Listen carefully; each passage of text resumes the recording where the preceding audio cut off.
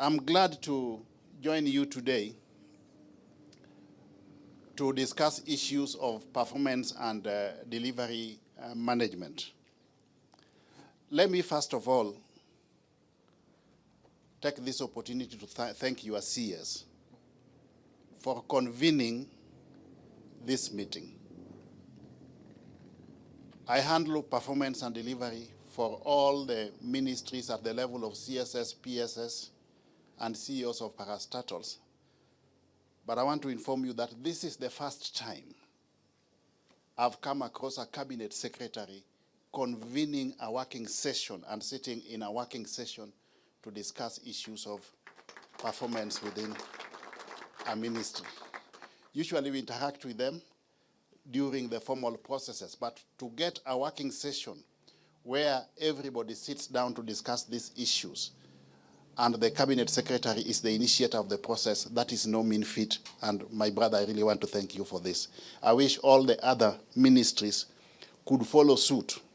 This is very important because it helps us carry everybody along so that we are in tandem as to why we do performance management in the ministries and the parastatals and what is expected of us in the space of delivery management.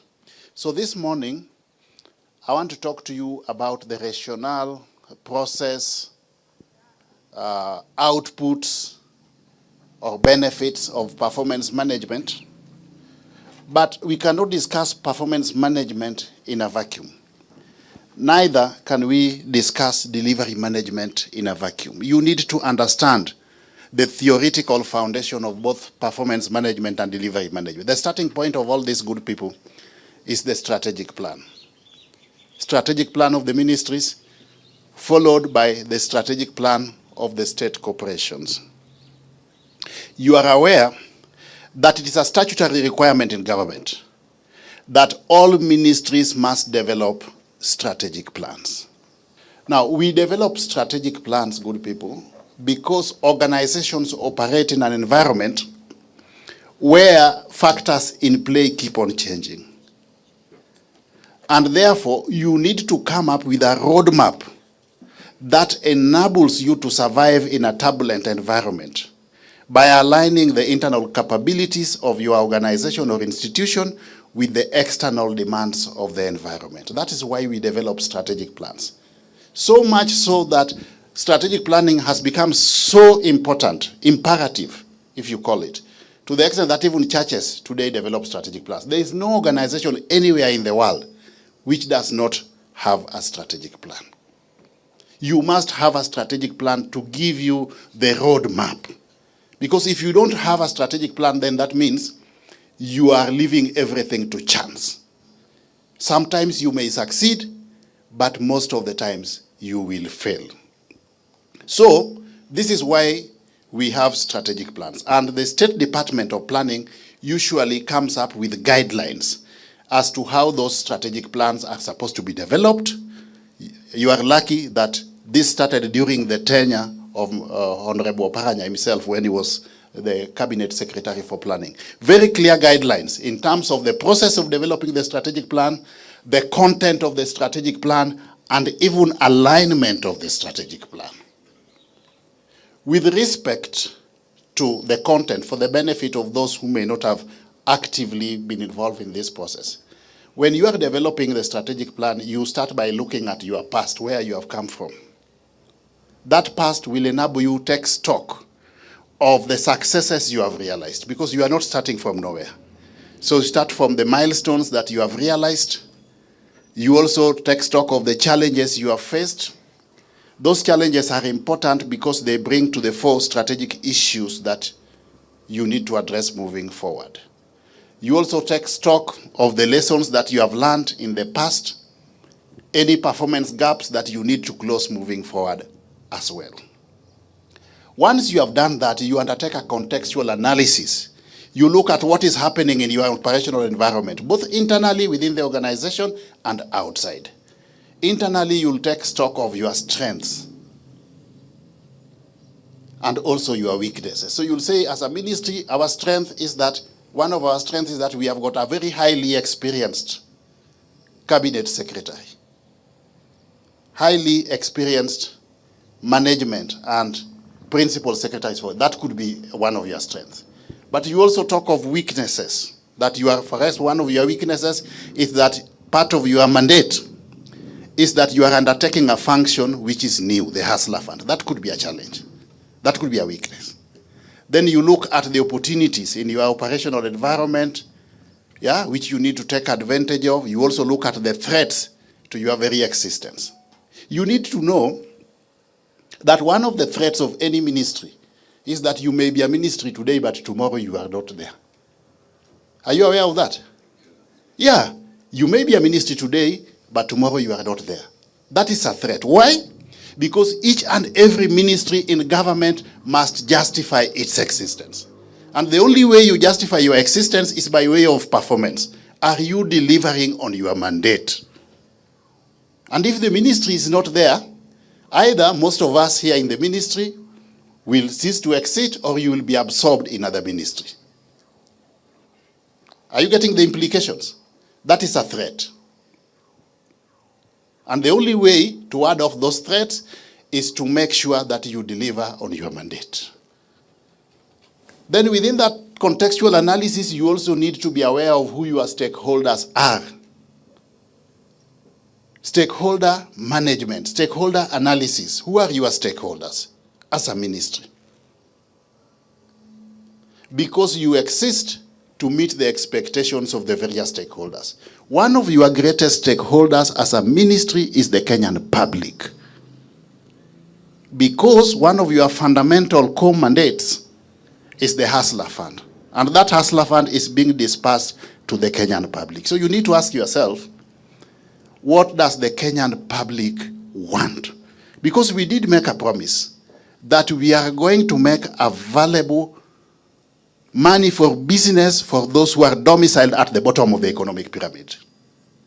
Are we delivering on that mandate? You need to ask yourself, because that is the expectation of the Kenyan public as an integral stakeholder.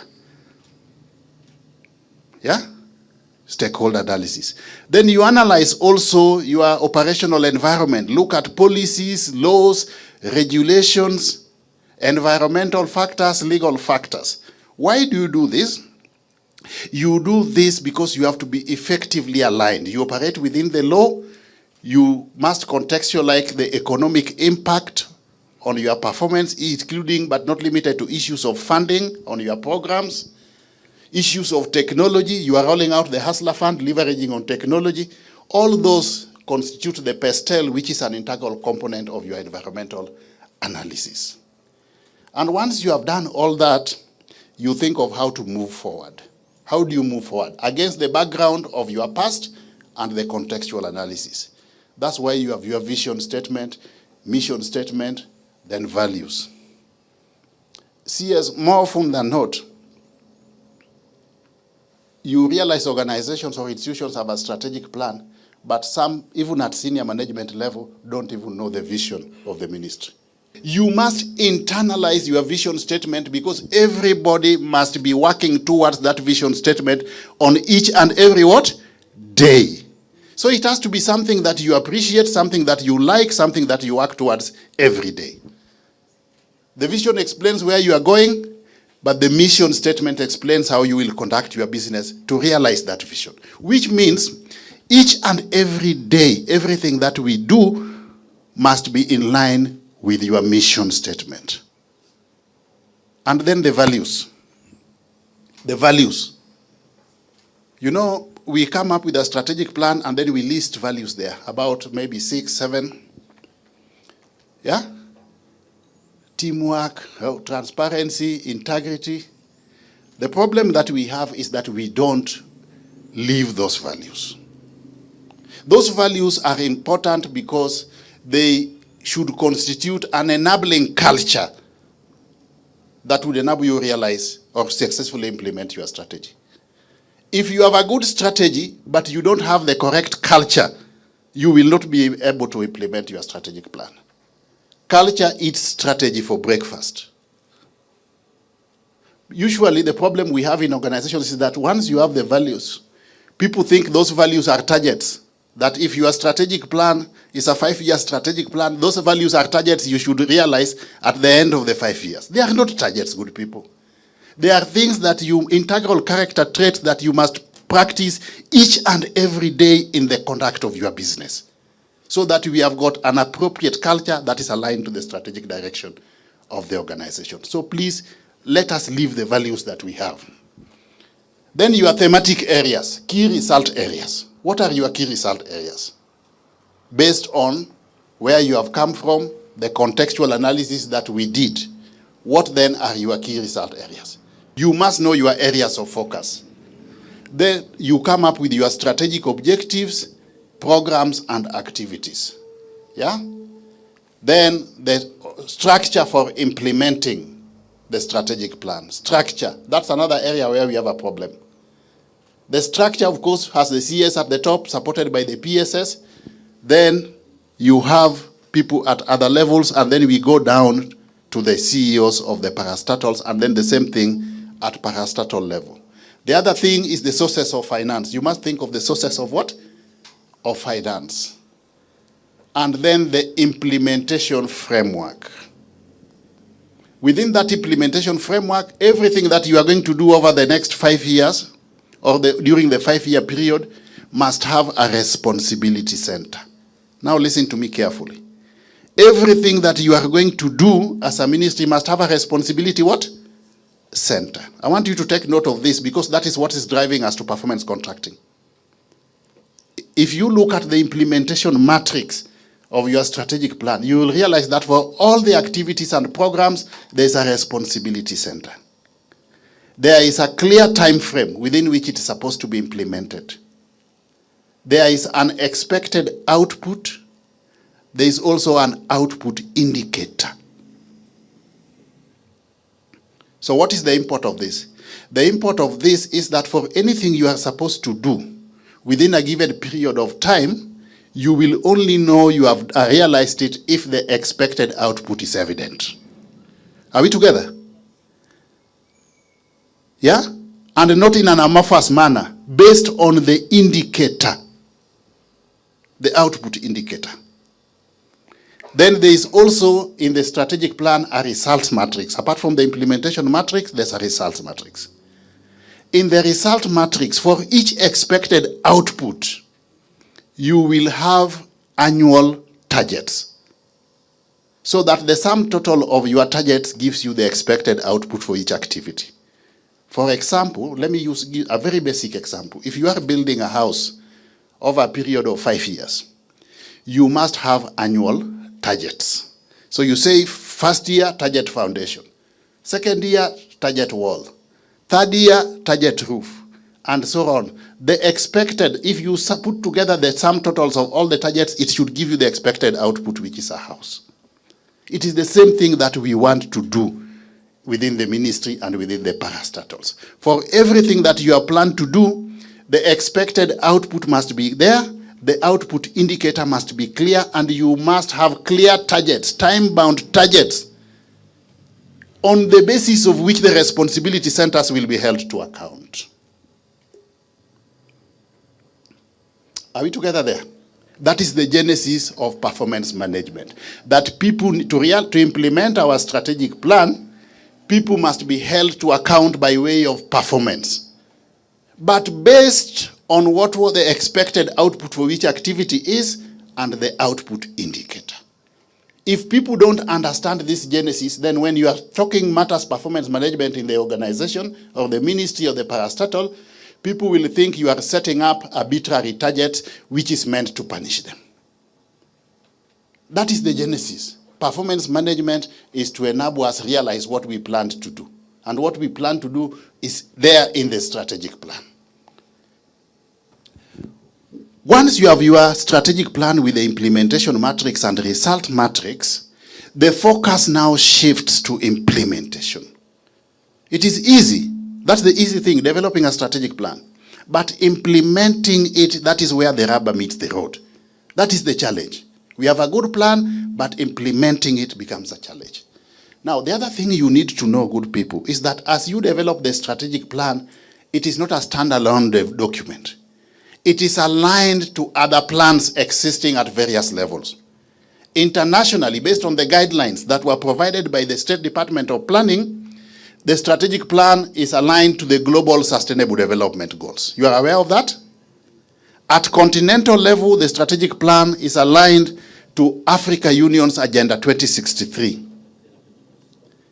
Regionally, you have aligned to East Africa Community Vision 2050. But nationally, here in Kenya, we have aligned to the Kenya Vision 2030. We have aligned to MTP4. MTP4. And we have also aligned to the bottom-up economic transformation agenda, BETTER. The ministry, in our BETTER plan, micro, small, and medium enterprises is a standalone thematic area. That means if this ministry doesn't deliver, the whole government is not going to deliver in its plan. The micro and small and medium enterprises is a standalone thematic area in our bottom-up economic transformation agenda. So when you are developing your strategic plan, you are aligned to the BETTER, the overall BETTER strategic plan on one hand, but also aligned to MTP4, yeah, and also the Kenya Vision 2030. But most importantly also, you need to understand that this government, the fifth administration, the president today, when he was a candidate, a presidential candidate, he signed service charters with all the counties. 47 counties. We have a charter. The president signed a charter with the 47 counties, committing himself beforehand on behalf of government as to what this government is going to do once it is in place. So we have got an obligation to the people out there. If you look at these 47 charters signed between this government and the county, you will realize that in each and every charter, there is something to do with provision of finances for business for those domiciled at the bottom of the economic pyramid. And which means if this ministry does not deliver on its mandate, we will have a very gloomy story when we come to the next campaigns, because we will be going back to the people, and then, you know, they have the copies of the charter. It was a public document. Each county, waziri, has a copy of the service charter. So they'll be unleashing the charter as a Mwakenya and telling us, look, where is the money that you promised the hustlers? Susan, you have an obligation, yeah, to help the president deliver the 47 county charters as a ministry. Yeah? Each and every charter has got something to do with what? Provision of money for business.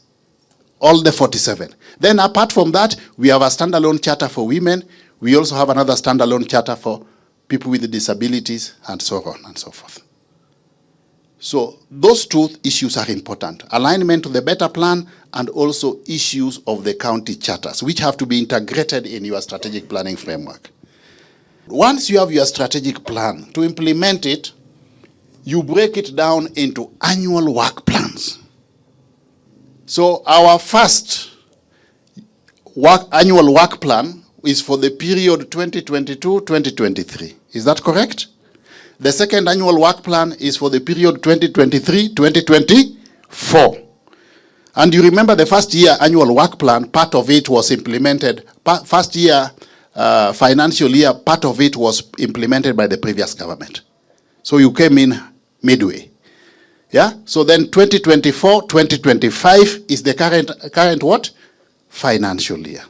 So right now, the strategic plan is broken down into annual work plans. So right now we are implementing the 2024-2025 annual what? Work plan. Are we together? Are we together up to that point? Then we will have 2025-2026 annual work plan, and then 2026-2027 annual what? Work plan. You break down the strategic plan into 5 annual work plans. Based on each annual work plan, you come up with your annual budget. Annual budget to help you implement what is in your annual work plan. So the budgeting process is tied to the annual work plan, which is emanated from the strategic plan. That is the process. Break down the strategic plan into annual work plans, then go to annual budget, yeah, based on the annual work plan.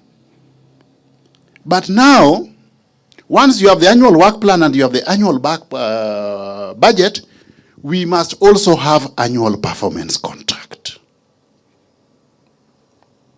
to hold people to account by way of very clear deliverables within that year, financial year.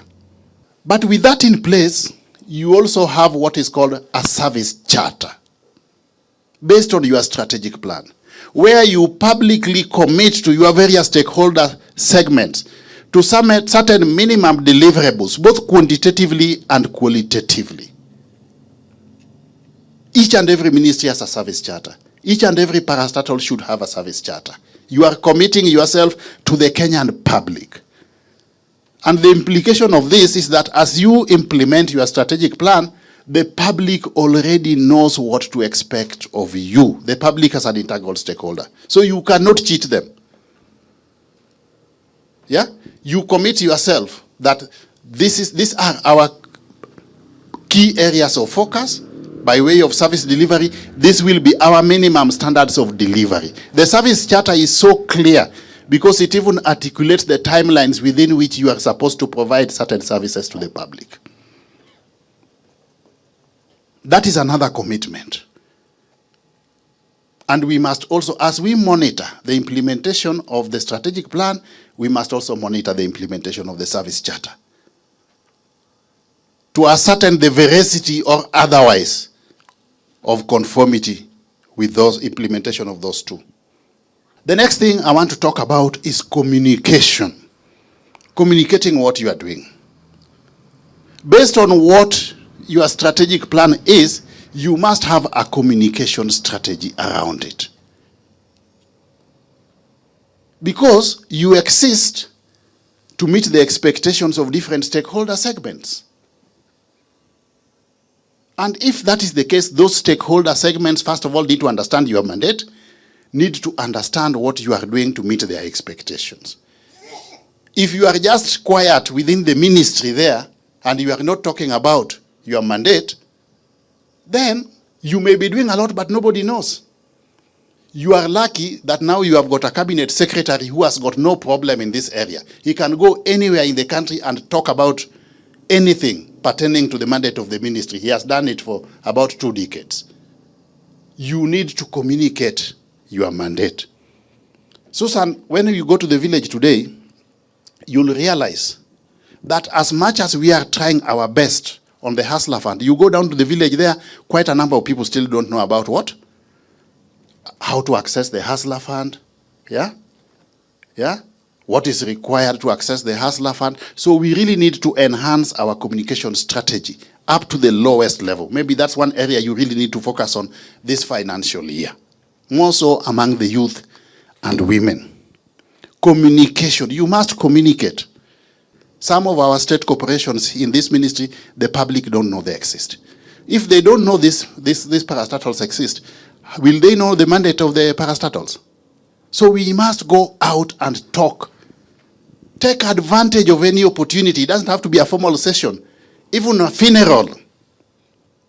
When you are invited even for these Harambes, every week all of us are attending Harambes for funerals. Every week. Go to the Harambe, but before you give them money, talk about the mandate of your parastatal. Because that's where the money you are contributing in the Harambe is coming from. Yeah, to spend a minute or two, tell them, now I'm here, nimeleta mchango kidogo, but where I come from or where I'm employed, this is what we do. And this is the progress we have made so far. Is that very difficult? No, it's not difficult. We can do it. All of us can do that. So we must communicate. Now, within that communication space, we must also engage stakeholders. Stakeholders. We must carry the stakeholders along. Who are our integral stakeholders as a ministry? Let us at least have the PSS at least organize at least once a quarter, a stakeholder forum, between the ministry and its stakeholders. Gives you an opportunity to tell the stakeholders, this is what the government had planned to do. And within that overall better plan of government, MSMEs, we are the ones charged with the responsibility of implementing it. And in line with that, this is what we have done so far. It helps you carry the stakeholders along with you so that they understand the progress you are making. And also, even where you have got challenges, explain to them the challenges you are facing so that we don't have unnecessary resistance. Yeah? Most of the resistance we face among our stakeholders because people don't know what we are doing, the stakeholders. You must hold stakeholder forum at least once a quarter every year. Annual review of the implementation status of your strategic plan. The strategic plan is broken down into an annual work plan. Then if you have an annual work plan, please, at the end of the year, take stock, do your own annual review. Before those of us in charge of performance evaluation come to do your review, do your own annual review. How have you performed based on what you planned? Take stock of your performance internally first. How have you performed? Where are the performance gaps? Which areas do you need to improve on to close the performance gaps? And I'm happy that I'm told this is largely what you did yesterday. The performance gaps. Yeah? Based on how we have performed this year, what should be our areas of focus the following year? Because that then should inform your next annual work plan. Then midterm, in the course of implementing your strategic plan, undertake a midterm review of your strategic plan. And like right now, we have been working with you guys to undertake, we have done a midterm review, midterm scorecard. Yeah? But you must have a detailed midterm review of your strategic plan. That will help you in many ways. One, it will help you take stock of what you have implemented during the first 2.5 years of the fifth administration. It will help you know your major milestones. It will also help you determine your major gaps. It will also help you integrate the thinking of your new leadership at the level of the CS. You have a CS who has come in midstream. If you undertake a midterm review, his views will then be carried along for the remainder of the 2.5 years. New people usually come in with new ideas. Are we together? Undertake a midterm review and let that midterm review inform what you are going to do over the next 2.5 years. You don't necessarily, you can come up with a revised strategic plan you are allowed by law for the remainder. You have a 2023-24 to 27-28 strategic plan, isn't it? You can come up with a strength strategic plan, but reviewed 2023-24 or revised 2023-24, 27-28 strategic plan. Yeah? Based on all that you planned and the lessons you have learned in implementing, that is what is called strategy. It's not a straitjacket. You are allowed to reconfigure what you are doing and even re-engineer what you are doing for the remainder of the period.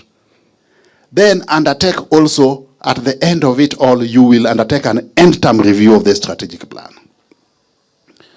The end-term review of the strategic plan will then inform what the next strategic plan should entail. Yeah? But now, if you look at your strategic plan, you will realize that in your strategic objectives, you have objectives which are addressing issues of finance, how you can mobilize resources. Yeah? You have an objective which is, at least an objective which is talking about your business processes. How you can re-engineer your business processes, like leveraging on technology. That is why you are rolling out the Hustler Fund through technology. You have an objective which talks about how to look after your staff, employee welfare, reward management, and so on and so forth. And then you have got an objective who talks about the customer. The customer is the Kenyan public. So you have the strategic plan here. Yeah? You have your strategic plan. And we have agreed that the basis of everything we are going to do within the ministry is the strategic what? Plan. Strategic plan is the basis of everything you are going to do in the ministry. When you come to performance management or performance contracting, the starting point is the strategic plan. When you want to train staff, you undertake training needs assessment on the basis of the strategic plan first, so that you train people in areas which add value to the strategic plan. When you talk about reward management, how you reward people, again, the basis of is the strategic plan here. So, in your strategic plan, you'll realize that you have got certain objectives which address issues of finance. How to mobilize resources to implement the strategic plan. You'll realize again, good people, that you have another objective which addresses internal business processes.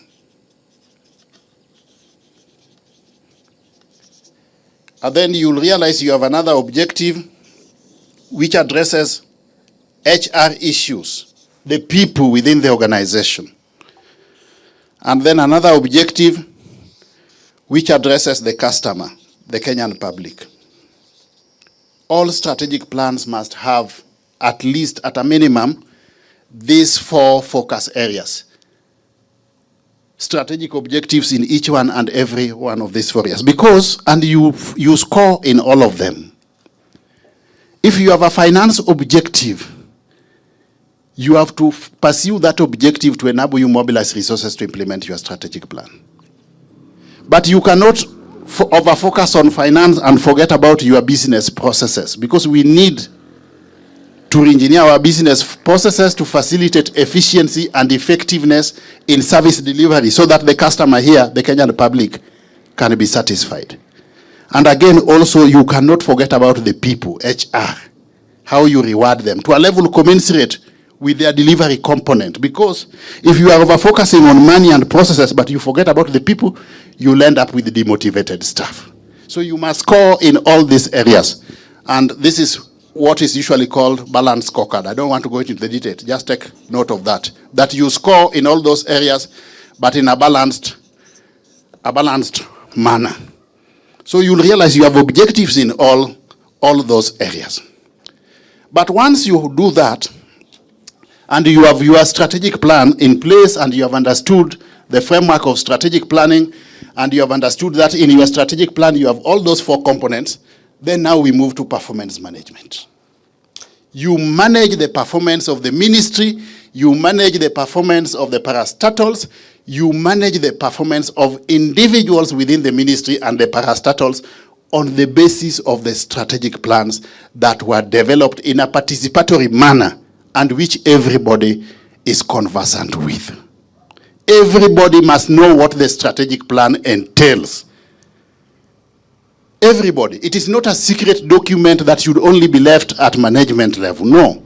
Make sure that you cascade the strategic plan downward so that everybody knows what is there. If you don't do that, when we now move to the next level, which I'm coming to, which is performance management, people will think you are coming up with arbitrary performance targets, which are meant to punish them. We now come to performance management. We manage the performance of the ministry and performance of parastatals on the basis of the strategic plan that we have developed in a participatory manner and which everybody is conversant with. That is the starting point of performance management. Yeah? It is a strategic process. Strategic in the sense that it emanates from the strategic plan that we have developed at the beginning. Of managing the performance of the ministry, the departments, up to individuals within the ministry. Managing the performance of the parastatal, departments within the parastatal, up to individuals within the parastatal. Now, when it comes to performance management, there are words that people keep on using and misusing in equal measure, thinking that they mean one and the same. One of them is performance management. Performance management. The other one is performance contracting. Then the next one is performance evaluation.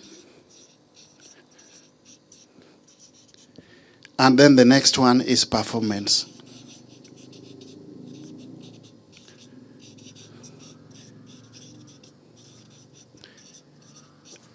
appraisal. Yeah?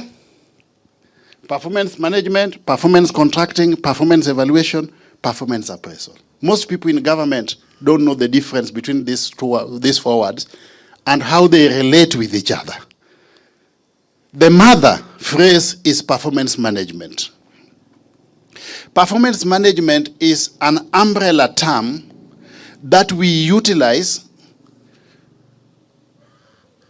to espouse everything that we do within the organization to manage the performance throughout the year. Throughout the year, everything that you do with respect to managing performance of the whole organization, the whole department, individuals in the organizations, that is performance management. It is an umbrella term. But within that performance management, you manage performance on a day-to-day basis. So there is day-to-day performance management. Every day, that's why today a driver comes late, you tell him tomorrow you must come early. Isn't it? Yeah? That is day-to-day performance management. It is part of the overall performance management framework. Every day we manage performance in the organization. But there is what is called performance contracting, the elephant in the room. Now, performance contracting is a term that we utilize, or a process through which we commit ourselves beforehand at the beginning of the activity period to delivering on certain integral outputs, both quantitatively and qualitatively at the end of the activity period.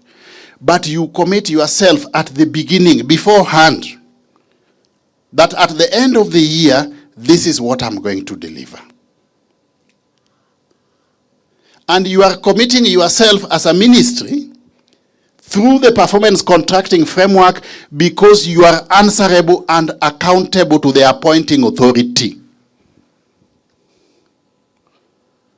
So, based on our overall better plan, the ministry must also have a performance contract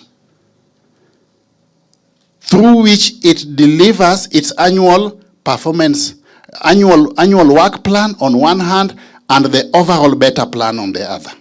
You are committing yourself at the beginning, before.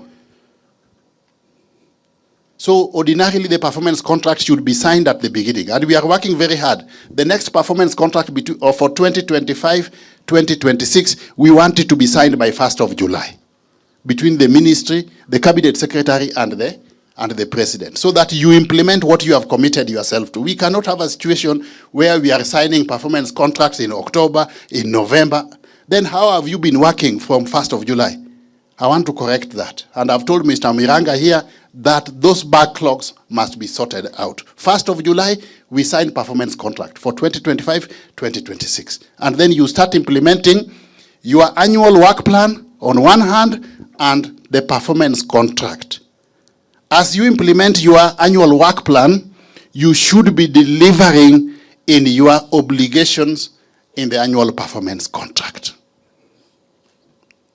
This is why I was talking about strategic planning first. The strategic plan is broken down into annual work plans. Annual work plan is tied to the financial year. When you are negotiating this performance contract, you negotiate it on the basis of the annual work plan. So when we'll be negotiating the performance contract for 2025-2026, we should negotiate the performance contract on the basis of 2025-2026 annual work plan. And the net effect is that as you implement your annual work plan, you are meeting your objectives in the annual performance contract. The current performance contract, which is 2024-2025, should have been tied to the 2024-2025 annual work plan. So that as you implement the 2024-2025 annual work plan, you are meeting your obligations in the 2024-2025 annual performance contract. Get that correct, because if you get this wrong, you will end up signing performance contracts which are lopsided, not tied to your annual work plan on one hand and not tied to your strategic plan on the other. So what happens then is that the cabinet secretary signs the annual performance contract with His Excellency the President. Once that happens, that performance contract has to be cascaded downwards to the lowest level. This is what we don't do right, and this is why performance contract fails. The cabinet secretary must sign a performance contract with the two PSS here, because he has committed himself on behalf of the ministry to deliver on the ministerial strategic plan and also the ministerial performance contract. Now he comes back at ministry level and signs a performance contract with these two great people, PS Kilemi and PS Susan. Once that is done, within the ministry first, the PSS have to cascade the performance contract down to the lowest level. So I come back here. We had our strategic plan, you remember? And we agreed in the strategic plan we have got finance objectives, we have internal business objectives, we have customer objectives and HR objectives. Now we have the performance contract, which is based on an annual work plan which has emanated from the strategic plan here. Are we together there? Just pay keen attention. Once the CS signs the performance contract with the President, the CS in turn signs performance contract with Susan and Patrick. Patrick from a cooperatives perspective and Susan from a micro and small and medium enterprises perspective, based on the mandate of the two state departments. Are we together? But now within the ministry, those performance contracts have to be cascaded downwards to the lowest level. So the PS now must now sign performance contract with the heads of departments. If there was a financial objective in the strategic plan, and by extension the performance contract for that year, the year, let's say 2025-2026, let me use 2025-2026 because that's where we are getting to. The cabinet secretary will sign the performance contract for 2025-2026 with the president. He then signs performance contract with the two principal secretaries. The two principal secretaries must now cascade the performance contract downwards. If there was an objective in the strategic plan and by extension the performance contract which was financial, that financial objective, corporate objective, must now become a departmental objective of the finance department. Are we together? So the PS signs performance contract with CFO. If there is an objective here which is financial, like the ministry will require this amount of money to implement this strategic plan, it becomes your departmental objective as head of finance department, yeah, by way of contract to ensure that you mobilize the finances for the ministry to be able to implement the strategic plan and by extension the annual work plan for that period. And of course with the support of the PS and the CS.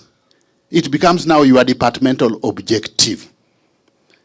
If there was an objective in the strategic plan which is talking about business processes, like these technology things, The PS now, in each stat department, must sign a performance contract with the head of IT, committing the head of IT on behalf of the ministry to delivering on that integral component of ICT for purposes of re-engineering the business processes of the ministry. If there was an objective, which is HR in the strategic plan, it becomes a departmental objective of the human resource. And then corporate communications, issues to do with stakeholder engagement, communications, and so on. You have got a communications department or stakeholder engagement department. That becomes their departmental objective. And you have to be contracted, committing yourself to delivering on that. So the communication people, if the ministry is not visible, you are not meeting your departmental what? You are not meeting your contract. You are part of the contract. It is your role to ensure that when the minister and PSS are involved in delivering those programs and activities, you come up with an appropriate communication and stakeholder engagement strategy for purposes of visibility. More so in view of the fact that you are implementing a new mandate in the Hustler Fund. That is your responsibility, and you will be contracted for it and held accountable for it. Are we together? Yeah? Then, you go down now to the lowest level, the heads of departments now. Based on the job descriptions of staff in the ministry, where everybody has got very clear roles and responsibilities, take the contracting process downwards. Based on the job descriptions and the person specifications. Contract. So, what will happen then, eventually, if we use that framework, then what will happen is that we will be managing performance at 3 levels. At corporate level, and that's where we have the ministry. And then we have departmental level. And then individual level. Then what we need to understand is that the sum total of the performance of the departments will give us the performance of the ministry. So we cannot have certain departments delivering on their mandate, yet others are not delivering on their mandate. You'll end up letting down, bringing down the average score of the ministry here. All departments must deliver to give us the expected performance level of the ministry. Then within the department, the sum total of individuals' performance will give us the performance of the departments. But what we need to understand, that's why I started from the strategic plan, is that based on the strategic plan, which is at corporate level, you break it down to departmental. The sum total of departmental performance gives you the performance of the ministry. And then individual scorecard. If you don't get this linkage, if you are just managing performance at the level of the ministry, but you are not managing performance at departments, and you are not managing performance at individual level, the entire performance contracting framework will collapse. Because you need the sum total of performance of individuals to give you the departmental performance. And you need the sum total of departmental performance to give you the overall performance of the ministry, and by extension, the performance of the cabinet secretary. And the performance of the 2 principal secretaries. Are we together there? So what we are saying, good people, is that once that performance contract is signed by the CS, he comes back, he signs it with the CSS, the PSS. The PSS sign performance contracts with the heads of departments. Departments must sign performance contracts with individuals in their departments. Yeah, holding people to account by way of performance. Like a driver, for example. If a driver does not know what is entailed in his performance contract, how will he deliver? Yeah? How will he deliver? You need to tell the driver that, look, as you undertake this role of the driver, you need to know your performance, the areas, your performance indicators. 1, timeliness, what time you report to work. See, that's a key performance indicator for a driver. Cleanliness. He must be clean and tidy. You are negotiating performance contract with the driver. The performance indicators have to be very clear, and they have to be discussed and agreed on at the beginning of the period. Because if you don't discuss and agree on them at the beginning of the period, when it comes to time for performance appraisal, people will say those were not my performance indicators. To enable you get to work at 8, for example, he has to come at 7, isn't it? And it has to be clear that 7 is cut off. So every day he comes late, you correct him. That is day-to-day performance management, isn't it? At the period, at the end of 6 months, when you are doing half-year performance evaluation, you will now be evaluating the driver on the basis of the sum total of how he has performed in timeliness. Are we together? Cleanliness. The driver should be clean, isn't it? That cannot be gainsaid, isn't it? And presentable. Alcoholism.